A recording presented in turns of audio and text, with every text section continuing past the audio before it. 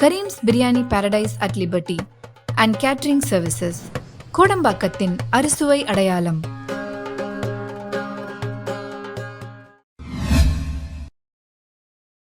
பாரதிய ஜனதா கட்சி அந்த கட்சி சார்பாக ஹிமாச்சல பிரதேசத்தில் உள்ள மண்டி என்கிறதான தொகுதியிலே போட்டியிடுவதற்கு பாலிவுட் நடிகையான கங்கனா ரனாவத்திற்கு ஒரு வாய்ப்பு வழங்கியிருக்கிறது.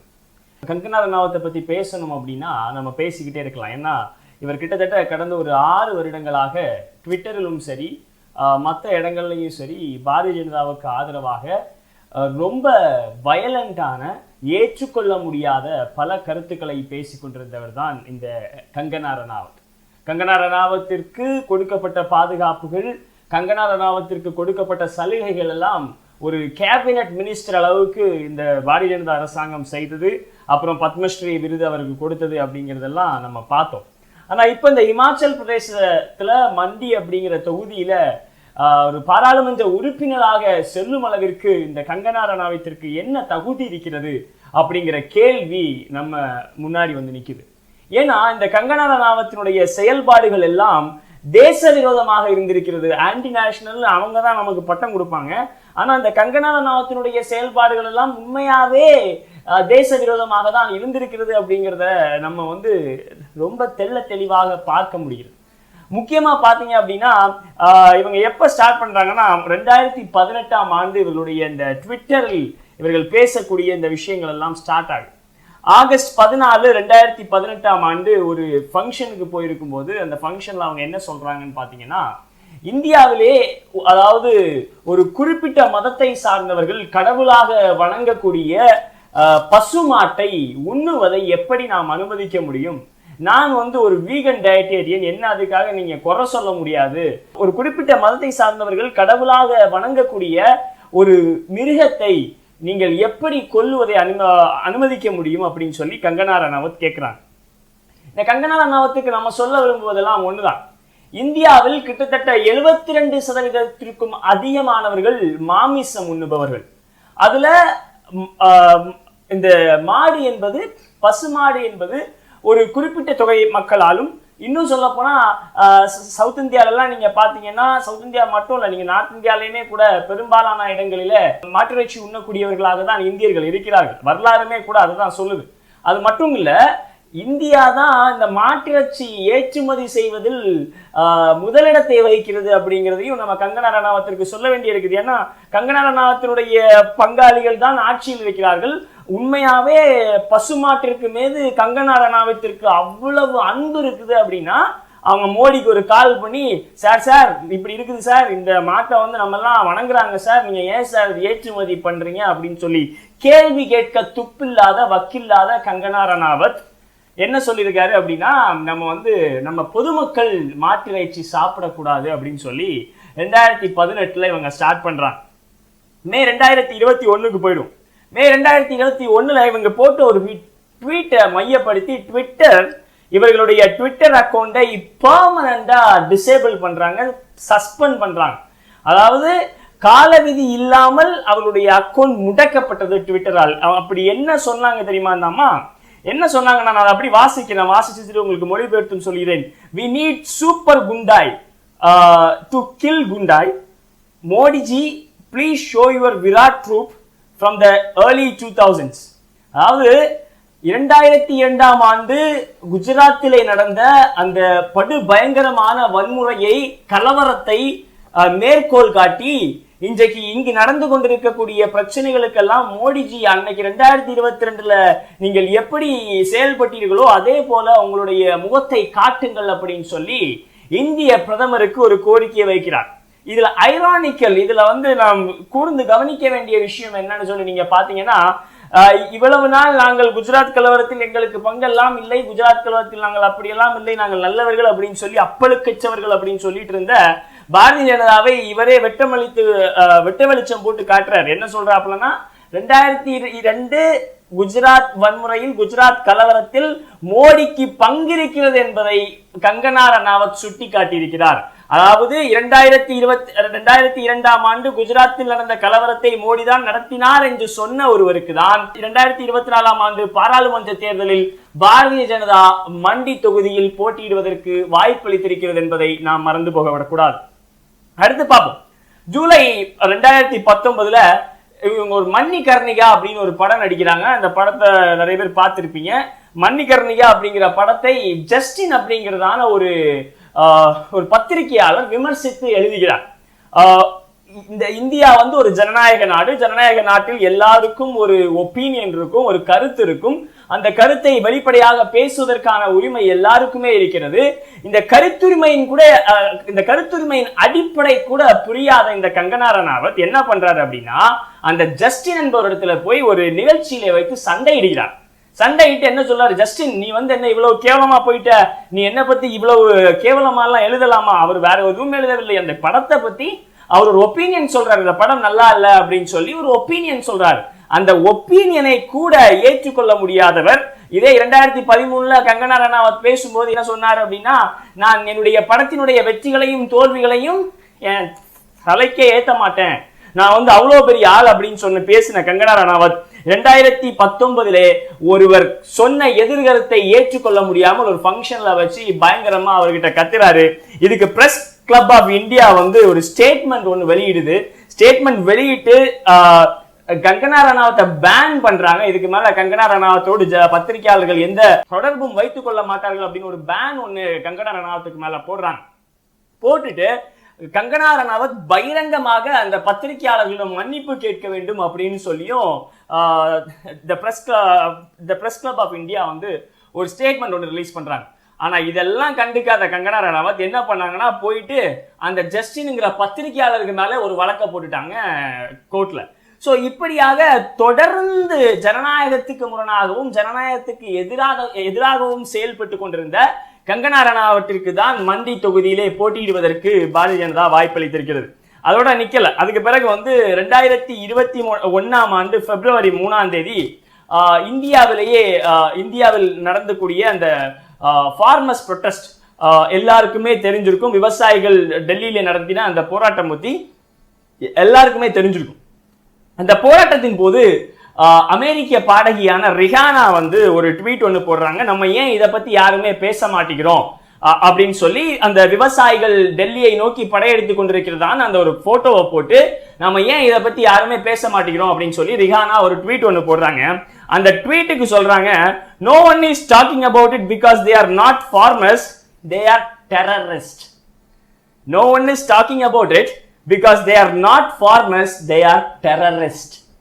அதாவது இந்தியாவின் விவசாயிகளை, இந்தியாவின் முதுகெலும்பு என்று சொல்லக்கூடிய விவசாயத்தை செய்யக்கூடிய விவசாயிகளை கங்கனா ரணாவத் தீவிரவாதிகள், பயங்கரவாதிகள் என்கிற பதத்தை கொண்டு குறிப்பிடுகிறார். இது பிப்ரவரி 3, 2021ஆம் ஆண்டு நடக்குது. இந்தியாவினுடைய விவசாயிகளை பயங்கரவாதிகள் என்று அழைத்த ஒருவருக்கு தான் பாரதிய ஜனதா இன்றைக்கு அவருடைய மண்டி தொகுதியில் போட்டியிடுவதற்கு வாய்ப்பு வழங்கியிருக்கிறது என்பதையும் நாம் இதில் உற்று நோக்க வேண்டியிருக்கிறது. அதுக்கு பிறகு 2021 பிப்ரவரி 7ஆம் தேதி அதே மாதிரி ரிஹானாவையும் சொல்லி ரிஹானாவும் சரி கிரெட்டா தன்பர்க்கையும் சரி இவங்க ரெண்டு பேருமே வந்து ஃபார்மர்ஸ் ப்ரொடெஸ்டுக்கு, விவசாயிகளுடைய போராட்டத்திற்கு ஆதரவாக பேசினார்கள் அப்படின்னு சொல்லும் போது அவர்களை மிக கொச்சையான வார்த்தைகளால் கங்கனா ரணாவத் திட்டுகிறார். கொச்சையான வார்த்தைனா பான் சிங்கர் அப்படின்னு சொல்றார். பான் சிங்கர்னா அந்த அடல்ட் மூவிஸ் இருக்கு இல்லையா, அதோடு நிகர்படுத்தி கங்கனா ரணாவத் வந்து இந்த ரிஹானா என்பவரை பேசுகிறார். அதுக்கு பிறகு பாத்தீங்கன்னா அதுக்கு போக போக போக போக இவங்க பேசக்கூடிய வார்த்தைகள் எல்லாம் அதை பார்க்கும்போது நமக்கு ஆச்சரியமா இருக்கு.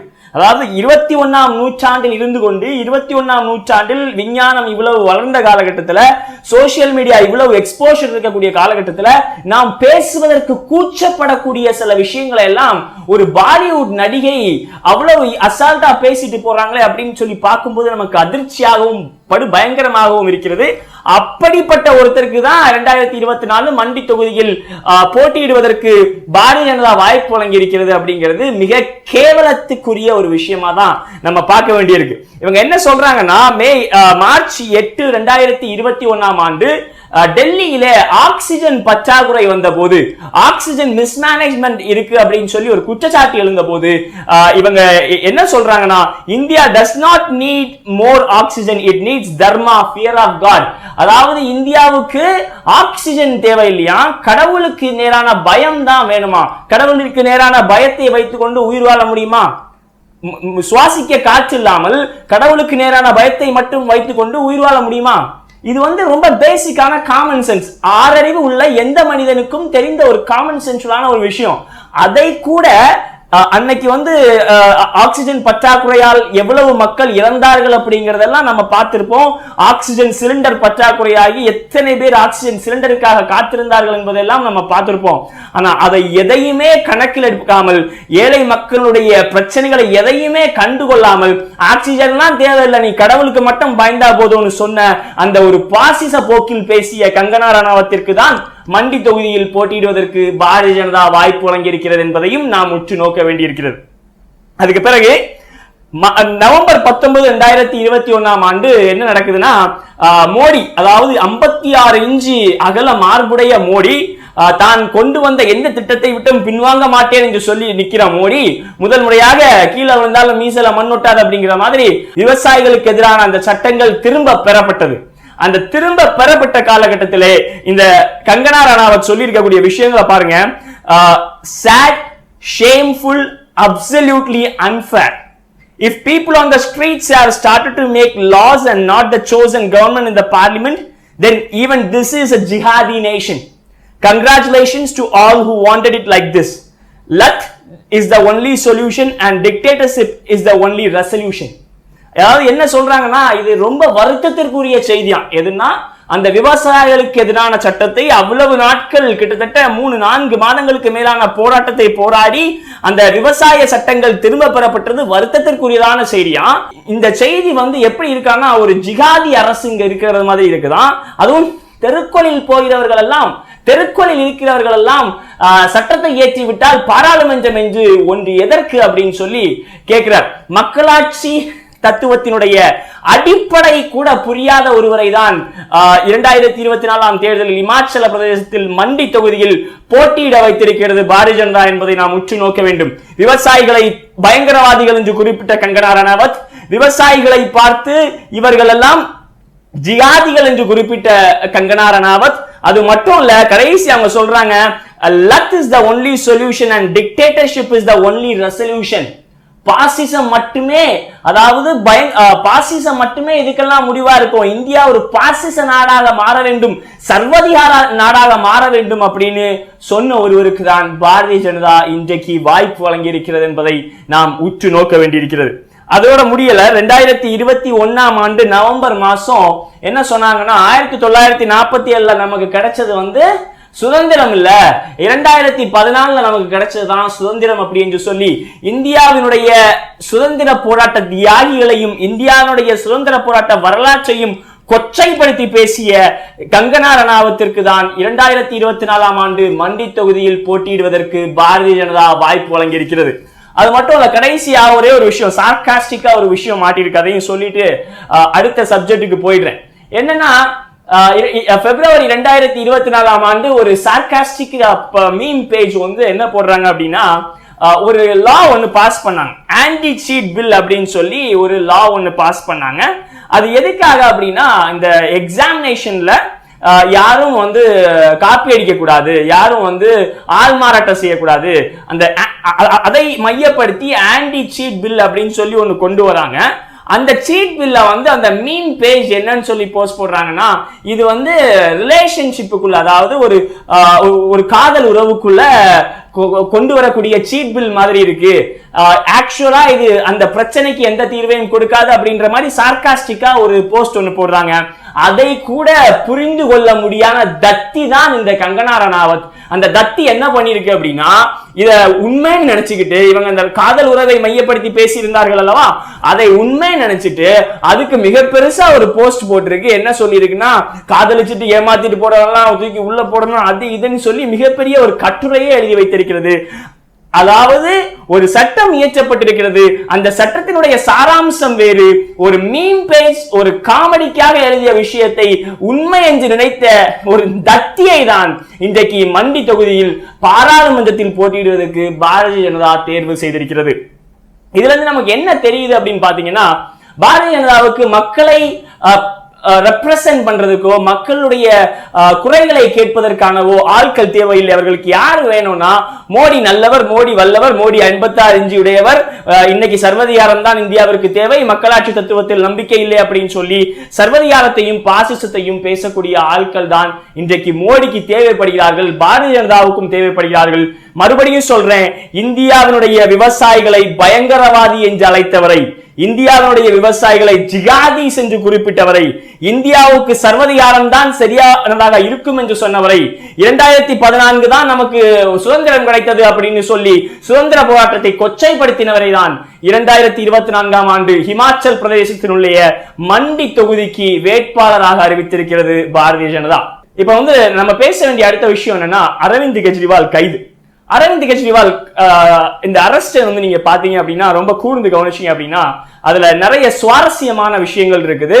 பாரதிய ஜனதா எந்த அளவுக்கு போய் இந்த கைதை நிறைவேற்றி இருக்குது அப்படிங்கிறத நம்ம பார்த்தோம் அப்படின்னா, ஒரு ஹாலிவுட் படத்தில் இருக்கக்கூடிய டைரக்டர்ஸ் கூட தோத்துருவாங்க.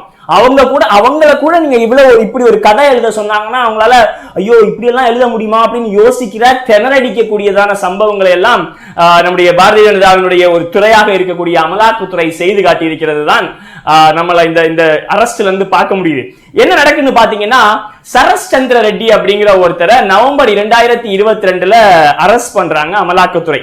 அதற்கு முன்பதாக இந்த சரத் சந்திர ரெட்டியினுடைய நிறுவனமாக இருக்கக்கூடிய ஆரோபிண்டோ பார்மா அப்படிங்கிற கம்பெனி ஜனவரியிலிருந்து ஜூலை 2022க்குள்ளதாக கிட்டத்தட்ட 4.5 கோடிக்கான எலக்டோரல் பாண்ட்ஸ் இவங்க வாங்குறாங்க. இந்த கம்பெனி வாங்குது. அதுக்கு பிறகு என்ன நடக்குதுன்னா, நவம்பர் 10, 2022ஆம் தேதி இந்த சரத் சந்திர ரெட்டி கைது செய்யப்படுகிறார். நவம்பர் 15, 2022ஆம் ஆண்டு ஆரோபிண்டோ பார்மா மீண்டும் 5 கோடிக்கான எலக்டோரல் பாண்ட்ஸை வாங்குகிறது. அதுக்கு பிறகு இந்த எலக்டோரல் பாண்ட்ஸை நவம்பர் 22ஆம் தேதி பாரதிய ஜனதா காசாக்குகிறது, அதாவது என்கேஷ் பண்ணுது போய். அப்போ இவர் அரெஸ்ட் பண்ணியாச்சு. அரெஸ்ட் பண்ணதுக்கு பிறகு சரத் சந்திர ரெட்டி காசு கொடுத்துறாரு. முதல்ல ஒரு ஸ்டேட்மெண்ட் ரெக்கார்ட் பண்றாரு. அந்த முதல்ல ரெக்கார்ட் பண்ணக்கூடிய ஸ்டேட்மெண்டில் அவர் எந்த இடத்திலேயுமே அரவிந்த் கெஜ்ரிவாலுடைய பெயரை குறிப்பிடவே இல்லை என்பதை நாம் குறிப்பிட்டு நோக்க வேண்டும். அதுக்கு பிறகு என்ன நடக்குன்னு பாத்தீங்கன்னா, மே மாசம் 2023ஆம் ஆண்டு இந்த சரத் சந்திர ரெட்டி அப்படிங்கிறவர் போய் ஒரு பெயிலுக்கு அப்ளை பண்றார். மெடிக்கல் கிரவுண்ட்ஸ்ல கழுத்து வலி, முதுகு வலி அப்படின்னு சொல்லி பெயில் அப்ளை பண்றாரு. நம்ம எல்லாருக்குமே தெரியும், எப்பவுமே அமலாக்கத்துறை யாரேனும் ஒருவர் மெடிக்கல் கிரவுண்ட்ஸ்ல மருத்துவ ரீதியாக பெயில் கேட்டா எந்த அளவிற்கு போய் அதை நிறுத்த முடியுமோ அந்த அளவிற்கு போய் அதை நிறுத்துவதற்கான எல்லா வேலையும் பார்க்கக்கூடிய அமலாக்கத்துறை ஒரு வார்த்தை கூட மறுப்பு தெரிவிக்கவில்லை என்பதை நாம் இந்த இடத்தில் உற்று நோக்க வேண்டும். அப்ப மேல போய் இவர் பெயில் அப்ளை பண்றாரு. உச்ச நீதிமன்றம் இவருக்கு பெயில் கொடுக்குது. இவருக்கு பெயில் கொடுத்ததுக்கு பிறகு ஜூன்ல இவர் அப்ரூவரா மாறுறாரு. பெயில்ல வெளியே வந்ததுக்கு பிறகு ஜூன்ல இவர் அப்ரூவரா மாறுறாரு. அப்ரூவரா மாறினதுக்கு பிறகு நீங்க இவருடைய கம்பெனியான ஆரோபிண்டோ பார்மா அப்படிங்கிற கம்பெனி கிட்டத்தட்ட 25 கோடிக்கான எலக்டோரல் பாண்ட்ஸ் வாங்குறது.